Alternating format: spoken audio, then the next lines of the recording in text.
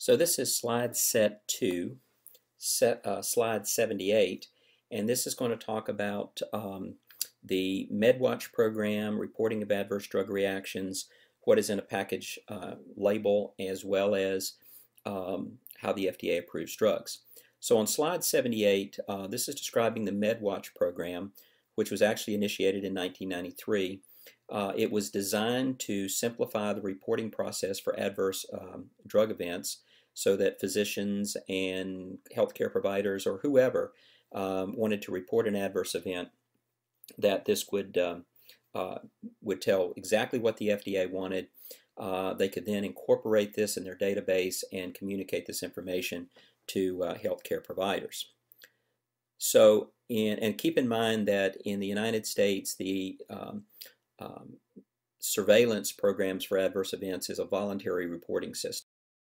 Slide 79 basically is describing that it's not necessary for someone that wants to report an adverse event to actually know that the drug specifically caused it. You don't have to show a direct causal relationship. And then you're not going to need to know this, but I include it always, but you can basically, this is how it's reported to the FDA. You can do it by phone, mail, fax, or even internet. And again, on the side, I would encourage you to go to this website, the MedWatch website, and subscribe to their listserv, which will keep you updated on all new information. Slide 80 is identifying the 3 major types of warnings that are present in the package insert.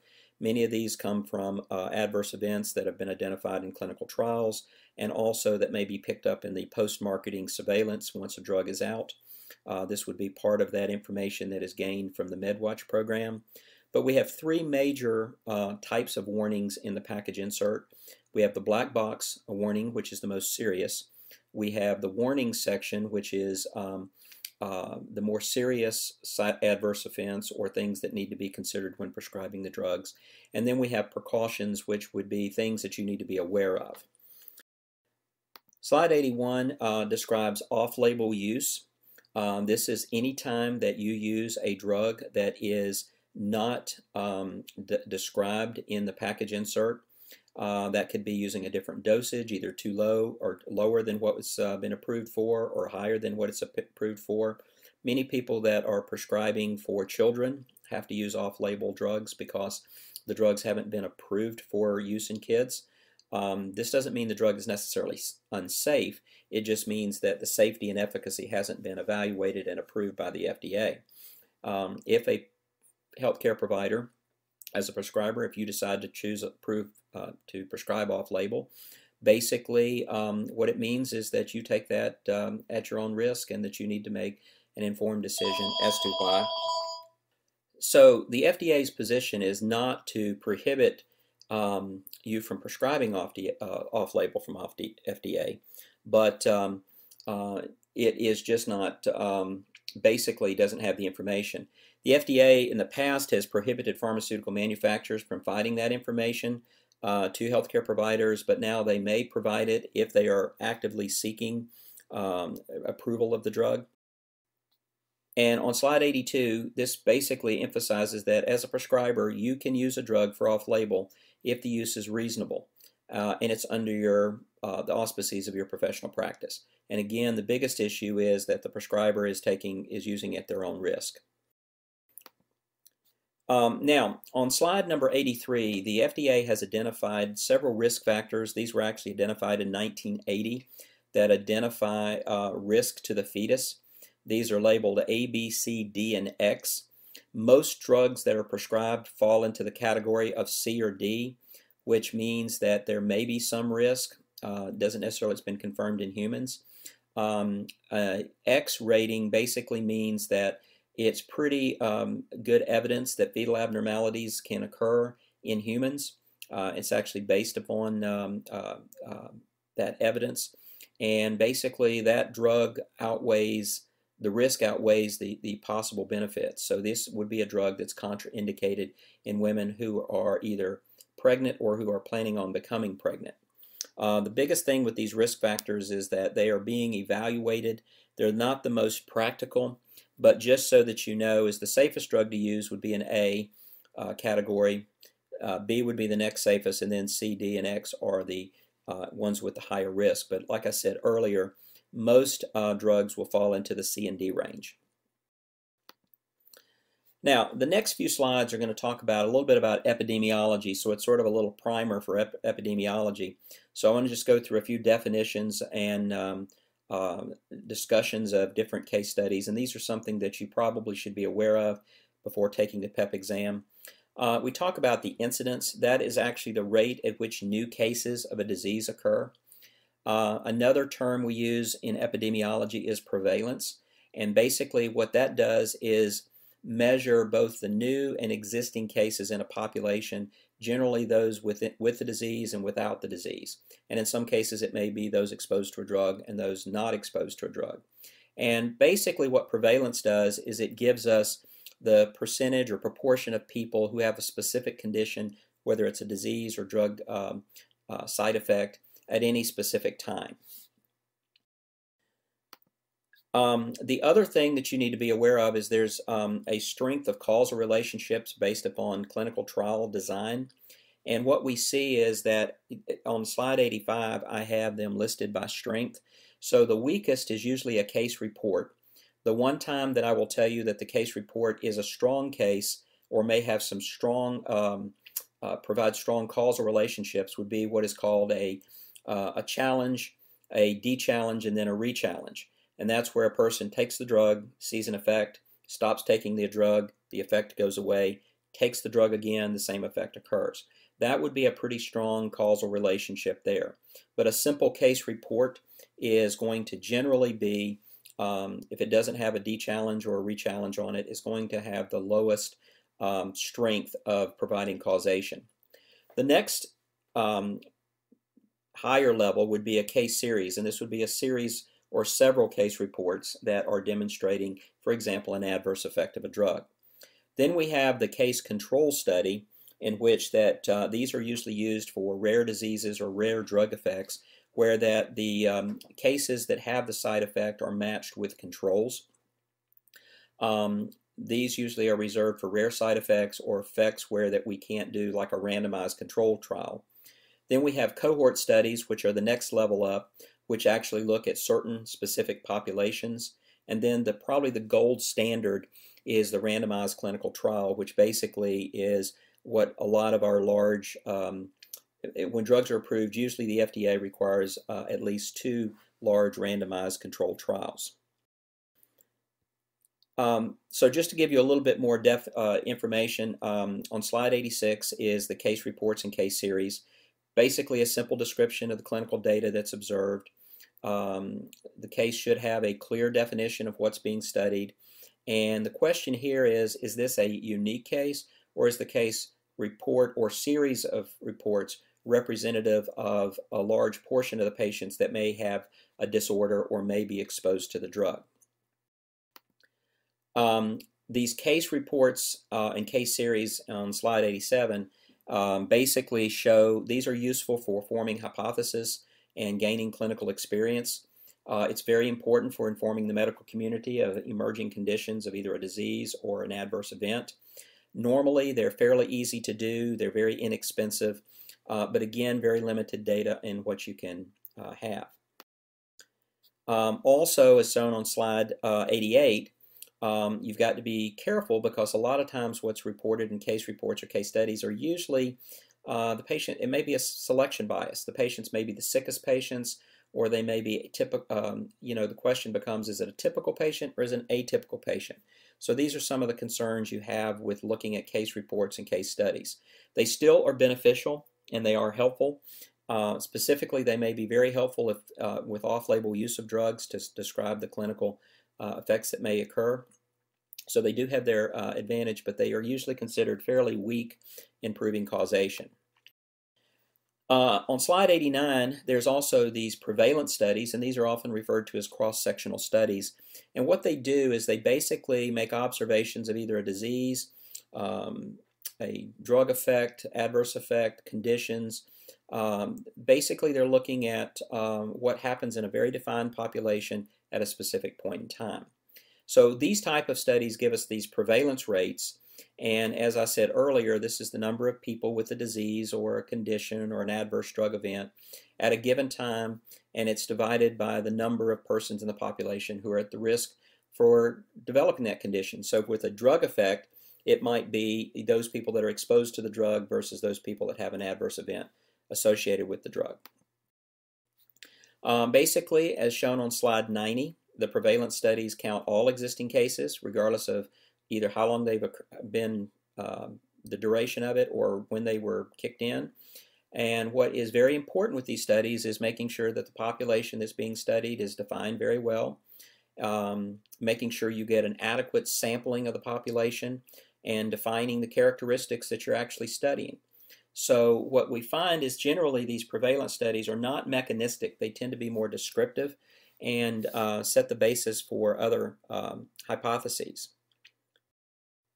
On slide 91, what happens that these prevalence studies do help avoid some of the potential biases that we see in a case series.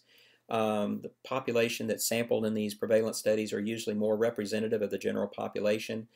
They're usually not of long duration, so that they're usually can be turned around pretty quickly.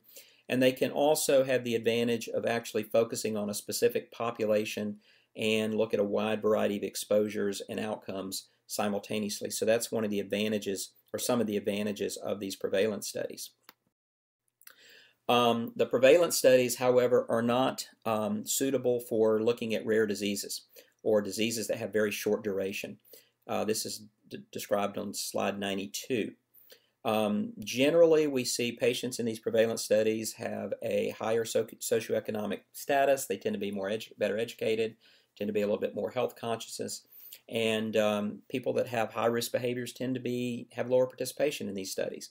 So there are some biases that can be introduced that we have to be aware of. The case control studies is another type, as we see on slide 93. These are usually retrospective studies, because basically what you do is you identify people with a disease or a drug adverse event, and then you look back in time to identify the factors that may have actually caused it. So the objective of these studies is to try to make observations about particular associations between a disease and a risk factor. So for example, it may be, does this side effect occur with exposure to this drug?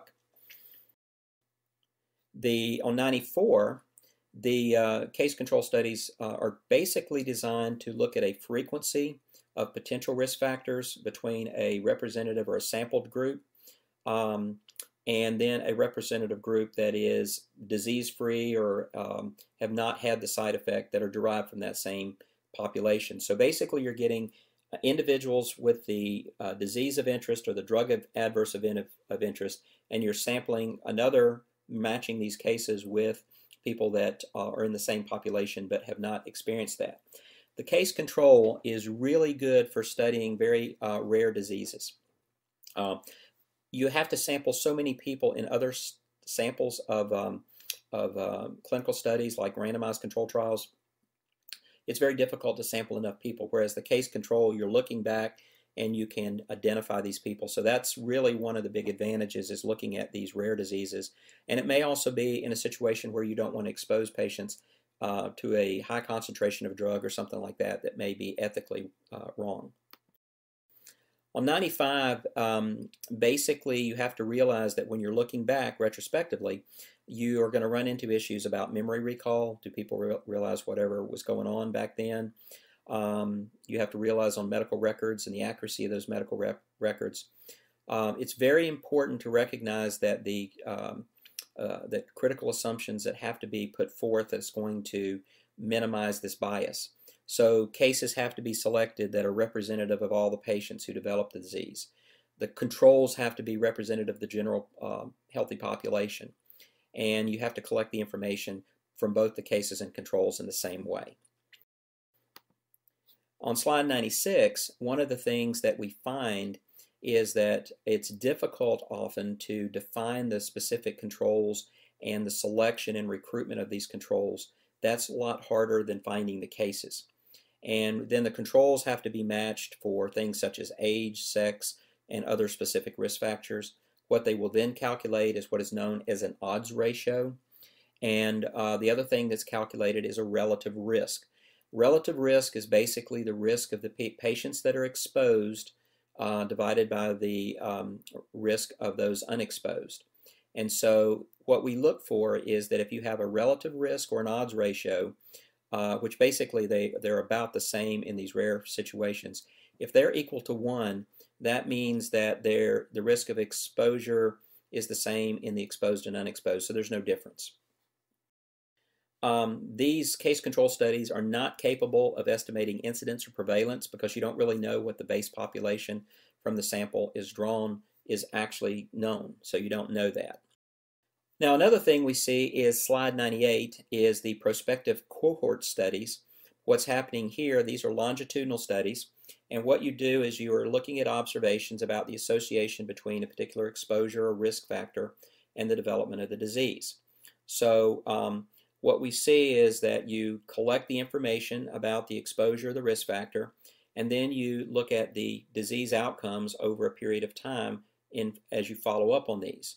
So what you then look at is the people that are exposed versus the non-exposed are then compared for whether they develop a disease or an adverse drug event. On slide 99, what we see is sometimes we have a concurrent prospective study, and in that case what is happening is the population is defined at the time the study is initiated, and then it's followed into the future to determine disease incidence in relation to these outcomes. In a non-concurrent prospective study, again, both of these studies are prospective, we see that the exposure information has been collected in a very standardized way at some time in the past, and then we look at the disease status at the time we initiate the study. On slide 100, the advantages of these prospective cohort studies, it does provide more information about the natural history of diseases or the development of adverse drug events. It does give us a direct estimate of incidence and relative risk. The downside is that these studies often are very long. You have to be careful about making sure that you consistently maintain the study methods throughout the study, that you can't be changing that. Sometimes that's a problem when new technologies come up and they want to change that. People get tired of it, so there's a loss of enthusiasm of the people doing the study, and we have patients dropping out. Very expensive compared to the other studies. We always worry about follow-up and tracking participants. If they drop out, it can have very profound effects. And again, rare diseases or rare adverse drug events can't be studied this way because it just takes too large of a sample size. Now, the gold standard, as indicated on slide 101, is randomized clinical trials.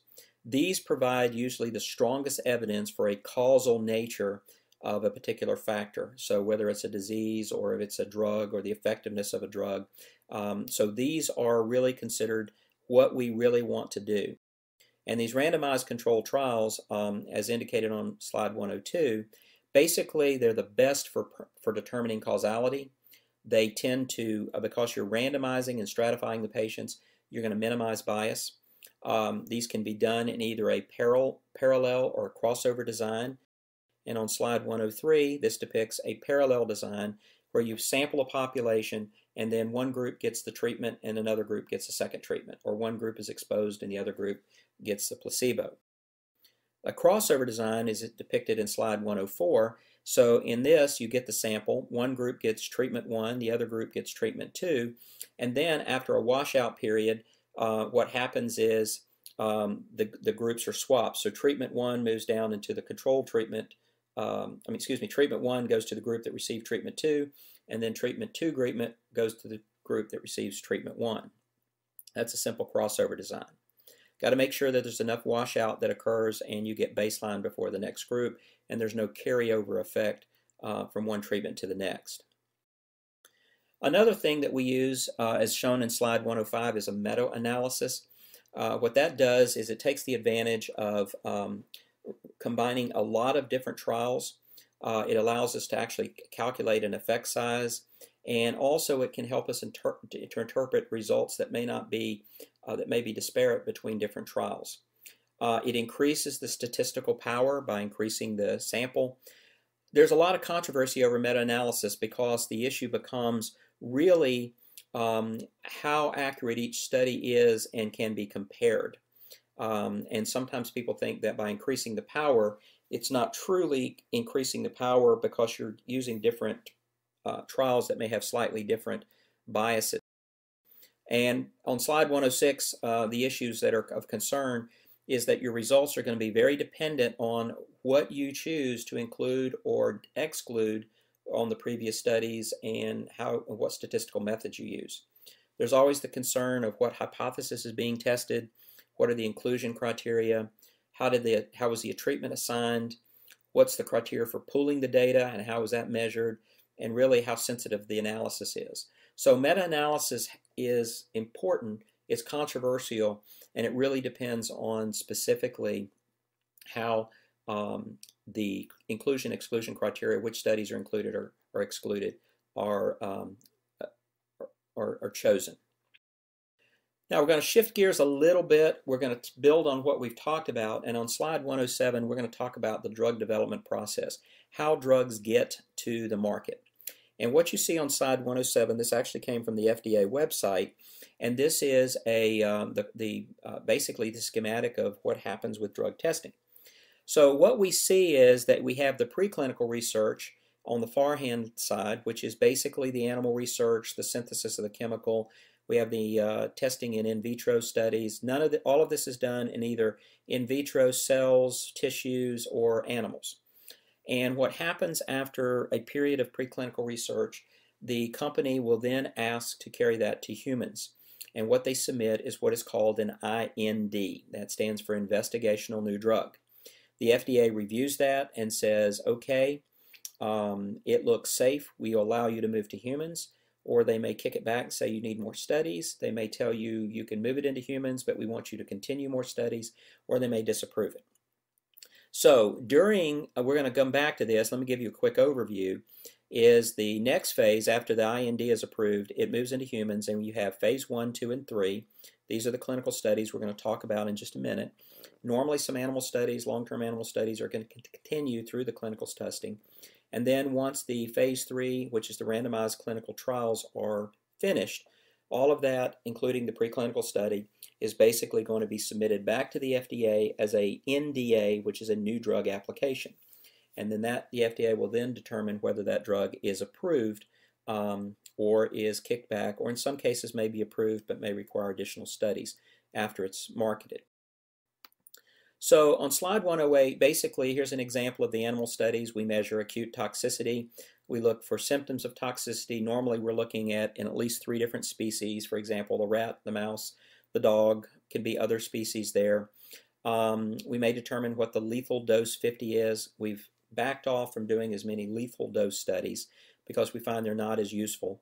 We look for subacute toxicity, so after the drug has been administered for several days or a few weeks, we look to see is there any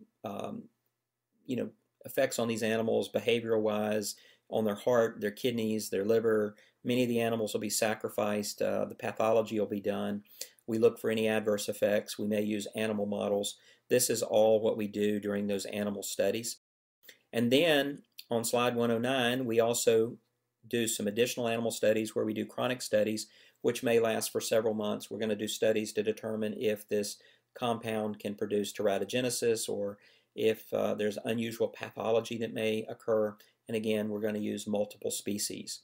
We will also get an idea of the therapeutic index, which is basically the dose at which lethality occurs in ratio to the effective dose. So that's the therapeutic effect versus the lethal effect. After the animal studies are done, we then move to the human studies. And these animal studies, as shown on 110, basically have provided some overview of the toxicity, the pharmacological activity, even the pharmacokinetics of these drugs. We have to be careful that there may be animal species differences with regard to toxicity. We may see adverse effects that may not show up in animals, but that can show in humans. And again, as I said a few moments ago, once the animal studies are pretty much completed where there's enough information that suggests safety, we find that the company will then submit the investigational new drug application. So after the IND is approved, there are really 3 main human studies that are done prior to marketing, and these are phase 1, 2, and 3. And then after the drug is marketed, we will see phase 4, which are called post-marketing studies. And on slide 112, let's just go through the studies. In phase 1, we're going to give small doses. These go to healthy volunteers. In phase 1 studies, rarely do we see that the person that is going to get the drug that has the disease will get this. What we're looking for is our first assessment. Is there any toxic effects occurring in humans? We're going to see, for example, most drugs will be given orally. We're going to see if the pharmacokinetics seem to suggest the oral route will be good. We may look at some dosage ranges there, and we definitely are going to characterize the absorption, metabolism, and excretion. So we're going to characterize the pharmacokinetics. Slide 113 is basically demonstrating that phase 1 is usually in a few studies, usually 20 to 100 subjects. And what's interesting is probably about 50% of the drugs that get through animal testing will be discarded at this point, either due to that the drugs are too toxic or that they may not seem to be efficacious once we see them in humans. Then we move to phase 2 studies, assuming phase 1 studies are fine. This is shown in slide 114. This is the first time that the drug is going to be given in the proposed patient population for most drugs. We're looking at about 100 to 200 patients. We're going to often do double-blind studies or at least single-blind studies, and what we see it compared to is placebo or another active drug or both. Now, the FDA requires that the drug show an effect better than placebo. Doesn't necessarily have to show that the drug is better than another drug, but it's sometimes advantageous for a drug company to do another drug, because that will help them in marketing if they can show their drug is either safer or more efficacious than an existing drug. Phase 2 studies is shown in 115. Throughout all of these clinical studies, but especially in phase 2, any adverse effects have to be reported promptly to the FDA. Sometimes things come up during these phase 2 studies, and what happens is the drug company may do some tangential studies to look at it. For example, if an adverse side effect came up, or if there seemed to be some alteration in metabolism, or the drug may have some effects on other systems, the drug company may opt to do that. So the drug company may opt to go to look at other things that may come up that may be of interest. Now, in slide 116, we move to our phase 3 studies. These are these large-scale clinical trials. They are randomized controlled trials, usually involving several hundred or 1,000 or more patients. These can go on for sometimes greater than a year. And basically, they're going to determine whether, for example, chronic use provides a favorable benefit to risk ratio. They're going to be, generally, as I said previously, the FDA is going to require at least 2 randomized controlled trials for drug approval in most cases. So once we've completed these phase 1, 2, and 3 studies, this is packaged up with the preclinical studies. This is all put into a new drug application and submitted to the FDA for approval. And then finally, the last type of human studies that we see are the phase 4 studies. These are usually designed to look for any unusual side effects that wouldn't be picked up in the clinical trials because the patient numbers are too small. They look for idiosyncratic reactions, allergic reactions. Also, they may look for overall efficacy and toxicity that may occur when the drug gets out into the real world. And so these phase 4 studies are not required for drug approval, but they are a good way of monitoring the drug after it gets out on the market. So this is the drug development process that we see with these with the drug being brought into human activity or human use.